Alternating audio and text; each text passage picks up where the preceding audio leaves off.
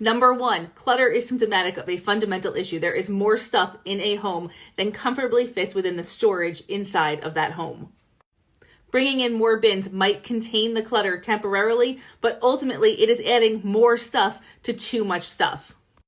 Over time, this actually contributes to the clutter issue. It does not solve it. Number two, many people are hanging on to stuff because they're not sure of the best disposal option. Often we're not sure what plastic is recyclable and we feel bad tossing a plastic bin that could theoretically be recycled. Large plastic bins are almost never recyclable. Reusable, yes, but once they break, they are living in that landfill for the next 1,000 years. And finally, as professional organizers, we are uniquely positioned in our society to inspire environmental action. We can coach our clients down the path of consciously consuming in the future. And yet, what are we doing instead? We are aligning with big box stores and encouraging people to buy more junk.